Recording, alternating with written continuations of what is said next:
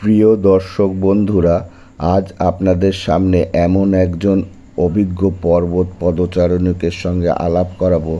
ওনাকে হয়তো অনেকেই চেনেন, আবার কারোর সঙ্গে আজই প্রথম আলাপ হবে এই ভিডিওর মাধ্যমে। ওনার নাম শ্রী গৌরনিতাই অধিকারী, থাকেন হাওড়ার বোটানিক্যাল গার্ডেনের সরকারি আবাসনে। উনি প্রায় 40 বছর ধরে ট্রেকিং ও নানান পর্বত অভিযানের সঙ্গে যুক্ত ছিলেন। প্রায় 15-20টি পর্বত অভিযান এবং 40টির মতন পর্বত পদচারণা করেছেন। আমাদের হাওড়া মাউন্টেনিং ক্লাবের সঙ্গে 35 বছর থেকে আজ পর্যন্ত যুক্ত আছেন। এখন উনি 85 বছরের যুবক, এখনও চলাফেরা করছেন এবং সুস্থ আছেন। উনি চাকরি করতেন ব্রিজ অ্যান্ড রুপে, ওখান থেকে ভলেন্টিয়ারি রিটায়ারমেন্ট নিয়ে তারপরে উনি পুরো মাত্রায় পর্বত অভিযান এবং পদচারণা করতে ব্যস্ত হয়ে পড়ে। চলুন ওনার মুখ থেকে ওনার অভিজ্ঞতার কথা শুনি। করতে ভালোবাসতাম, তাই সম্ভব হতো না। চাকরি পাওয়ার পরে তারপরে অফিস থেকে করে তারপরে এক্সপিডিশন হাওড়া ডিস্ট্রিক্ট, তারপর হাওড়া মাউন্টেন ক্লাব, নানা রকম লেহ লাদাখে অন্তত 7বার গেছি। এই যে ইয়াং এইগুলো সব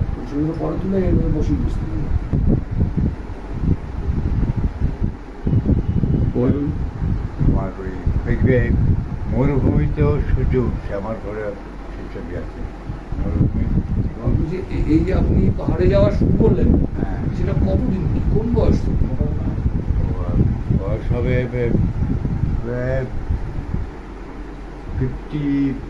45-এর পর থেকে, অফিস আস্তে আস্তে ছেড়ে দিয়েছে। তাহলে সেই অর্থে আপনি একটু দেরিতে শুরু করেছেন, অনেক দিন গেছে ধরে পাহাড়ে যাচ্ছেন। অনেক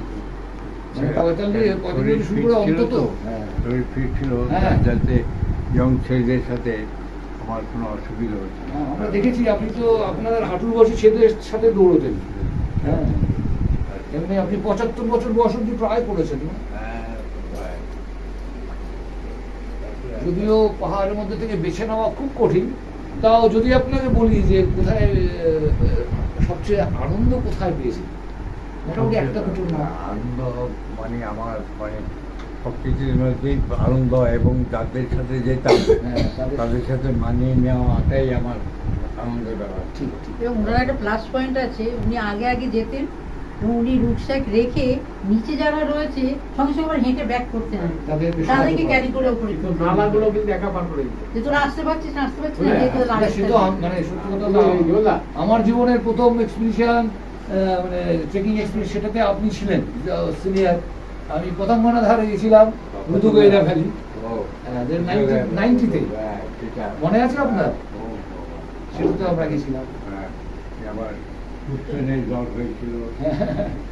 আমি বলছি যে এ তো আপনি বোঝা যাচ্ছে পাহাড়কে যেমন ভালোবেসেছেন, মানুষকেও ততটাই ভালোবেসেছেন। আর এত বিরাট না বাবা, আমি ভাবো আমি করবো এটা নয়, না না, আমি আপনার সাথেও প্রচুর জামা কাপড়েও, হ্যাঁ সেটা আমি বাজারে গিয়ে দর করে জিনিসপত্র কিনতাম, কিন্তু আমার খুবই জন্য নয়, যে পয়সা সঞ্চয় করতাম, তারপরে সেই আশ্রমে গিয়ে সেগুলো প্রতি মাসে ওদের বিভিন্ন একটা ফান্ড করেছি, 3 লাখ 4 লাখ টাকা, আর ইন্টারেস্ট যা হতো প্রতি মাসে সে আশ্রমে দেওয়া হয়।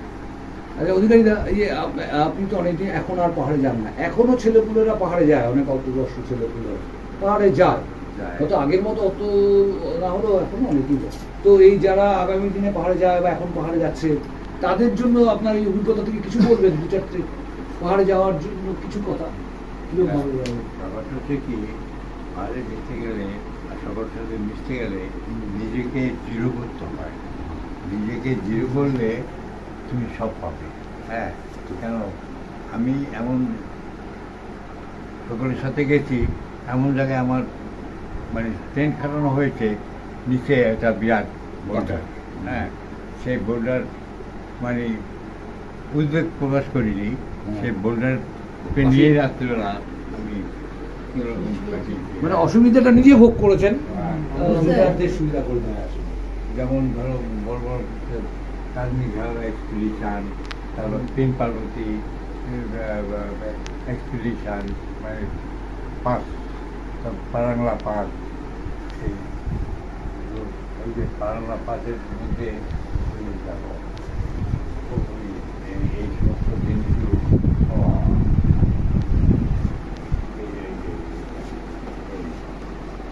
দামি দেখো।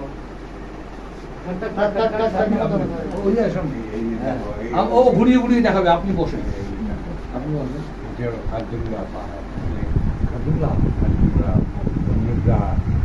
আচ্ছা, এখন যারা পাহাড়ে যায় তাদের মধ্যে দেখবেন দুটো ভাগ আছে, কিছু লোক এক্সপিডিশন করতে চায়, ক্লাইম্ব, আর আপনি অমিতাভ সেনের কথা আপনার মনে আছে?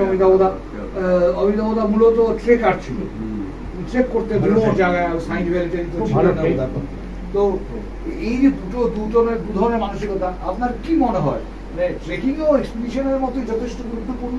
এরকম আজকে ছেলে সবাই ক্লাইম্ব করতে চায়, এখন ক্লাইম্বের থেকে ওই যদি ট্রেকিং করে ভিতরে অনেক সুন্দর জিনিস দেখে, সেটা আরো ভালো।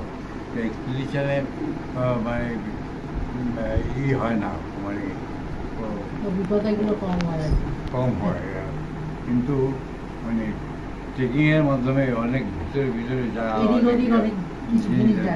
অনেকেই মনে করে ক্লাইম্বটাই অ্যাডভেঞ্চার বেশি, কিন্তু ট্রেকিং রিমোট জায়গায় ট্রেকিংও যথেষ্ট অ্যাডভেঞ্চার আছে। ভিতরে অনেক আমাদের আপনার সব আপনার জুনিয়র পরিচিত এরা কোনো না কোনো সময় পাহাড়ে গেছিল। গেছে তো, এই চন্দ্রভাগা অধিকারীদের সঙ্গে আপনি এতদিন পর আপনাকে দেখে আমাদের খুব ভালো লাগে, আমাদের সবার হয়ে আমাদের প্রণাম নেবেন, আপনি ভালো থাকবেন। আমার তো ফার্স্ট বইচালা তো ওনার সাথে 92 মানে সিলেটে আমার এক্সপিডিশন, তারপরে হচ্ছে লাদাখে আমরা এক্সপিডিশন ছিল, সেটাও ছিলেন, তারপরে হচ্ছে সিবিতে আচ্ছা। ছিলেন, সিবি। আমি একটা জিনিস জিজ্ঞেস করব অধিকারীদাকে। উনি হচ্ছেন গৌরনীতাই অধিকারী, আমাদের সব থেকে ইয়ংগেস্ট বললে মাউন্টেনিয়ার। হ্যাঁ, তো ওনার কিছু পুরনো স্মৃতি আমরা তুলে ধরছি। আমরা আজকে সবাই এসেছিলাম ওনার বাড়িতে। এটা ছবি তোলো, এটা হচ্ছে ওনার আপনার হাতেই খুলেছে। এক্সপিডিশন করেছিলাম। এক্সপিডিশন। এটা কোন এক্সপিডিশনের? এটা হলো কালানাগ না, না, এটা লেদাখে এইটা গোলাপ কাংড়ি, গোলাপ কাংড়ি। গোলাপ কাংড়ি, এটা গোলাপ কাংড়ি। হ্যাঁ হ্যাঁ হ্যাঁ, ওইটা না, এইটা আমার হাতেরটা, এটা না, এটা আরো আগে, সে তখন অধিকারীদের অনেক বয়স কম। লেদাখে এটা পেছনে কি আপনার ইয়ে আছে? ইয়ং লাগছে। হ্যাঁ, দেখি ফটোটা, করতে হবে না, ছেড়ে দিয়ে ও হ্যাঁ, মুখে অনেক দিন আগে আমরা এইভাবেই দেখেছিলাম। এই নিয়ে আপনার ভালো সুবিধা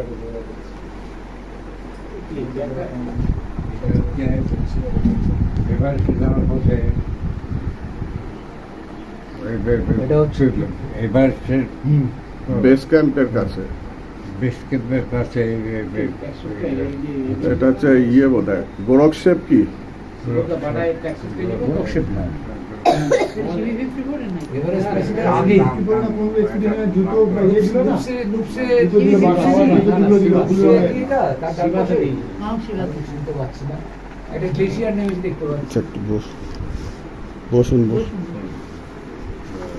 কুমৌরি কথা বলছেন না তো? কুলু কুমুরি। কুমৌরি আছে না, কুলু কুমৌরি না। এটা ঢুকি দাও। দেখে যাও। দাও।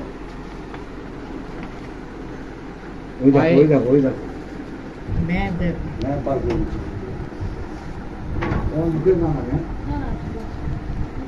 ম্যাপটা ভালো বুঝতে। হ্যাঁ, ওটাই লক করো। ইঞ্জিনিয়ারিং লেগে হবে পরিস্থিতি তো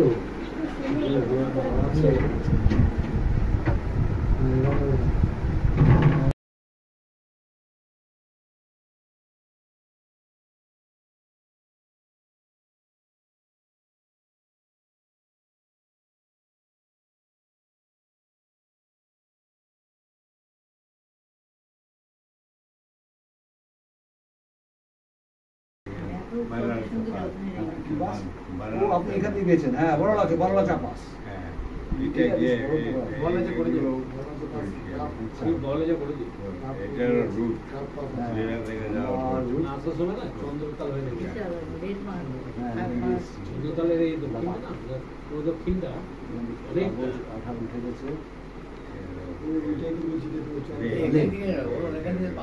বিভিন্ন দিকে কত দিকে গেছেন সেগুলো সব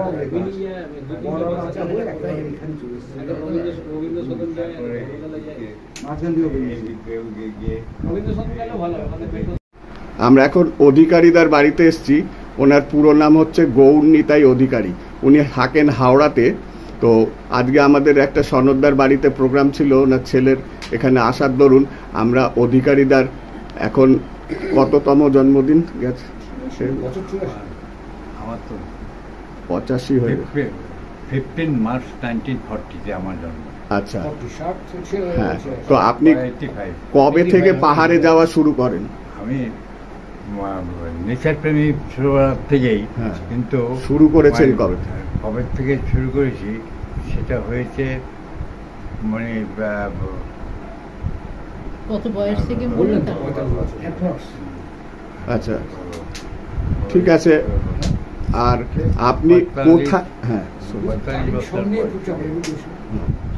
45 বছর বয়স থেকে আপনি শুরু করেছেন। শুরু করে আপনি মোটামুটি বছরে কত জায়গায় যেতেন? বছরে অনেক জায়গায় আমি গেছি। বছরে প্রায় 3 কটা? মানে এক্সপিডিশন তো 2-3টে হতোই। হ্যাঁ, তাদের প্রথমের দিকে হতো, যেমন ওই মে জুন থেকে শুরু হতো, অক্টোবর পর্যন্ত চলতো। বছরে মানালিই তো যেতাম 2-3 বার। তুই তো ছিলি কয়েকবার আমার সাথে। আচ্ছা, তারপরে আপনি মোটামুটি তারপর চাকরি কোথায় করতেন আপনি? Bridge and roof company. হ্যাঁ, আচ্ছা। এখনো আছে, কোম্পানি আছে। আচ্ছা, তা আপনি চাকরি ছেড়ে দিলেন কবে? তাও ভলেন্টারি রিটায়ারমেন্ট নিলেন 1990-তে। তারপর থেকেও তো আপনি গেছেন, বছরে 3-4 বার করেই গেছেন পাহাড়ে, 3-4 বার করে গেছেন। আপনি প্রথমে কোন ক্লাবে ছিলেন? আগে হাওড়া মাউন্টেন ক্লাবে ছিলাম। না, হাওড়া মাউন্টেন ক্লাবে। আচ্ছা, ডিস্ট্রিক্টে ছিলেন? হাওড়া ডিস্ট্রিক্টে? হাওড়া ডিস্ট্রিক্টে। হ্যাঁ, হাওড়া ডিস্ট্রিক্টে প্রথম ছিলেন, তারপরে হাওড়া মাউন্টেনিং ক্লাবে ছিলেন।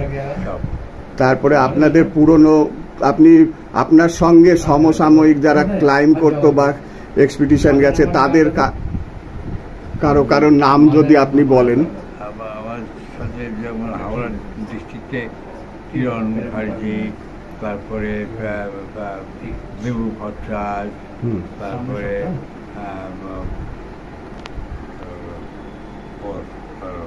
শৈবাল পর, এরা প্রথম এক্সপিডিশন হয় হাওড়া ডিস্ট্রিক্ট থেকে লেগা থেকে কিসে মানে ওই পাস করে আসার পরে ঠিক আছে। তারপরে ধরুন হাওড়া মাউন্টেনিং ক্লাবে আপনি কতগুলো এক্সপিডিশন করেছেন বা ওই সময়? অনেকগুলো এক্সপিডিশন করেছি। প্রত্যেক বছরই ধরুন 10-15 বছর ধরে গেছেন। তো আপনার সঙ্গে যারা সমসাময়িক ক্লাইম্বিং এখানে আগে সনদ তো হাওড়া ডিস্ট্রিক্টে ছিল। হ্যাঁ, তারপরে হাওড়া মাউন্টেন ক্লাব করার পরে আমাকে বলে যে এদিকে যা আমাদের সাথে বেরোন, বা ওদের সাথে বেরিয়েছি। অনেকগুলো এক্সপিডিশনও করেছি আমি। বিগ ক্লাইম্ব করে নেই, খুব কম, কিন্তু সামিট ক্যাম্পে আমি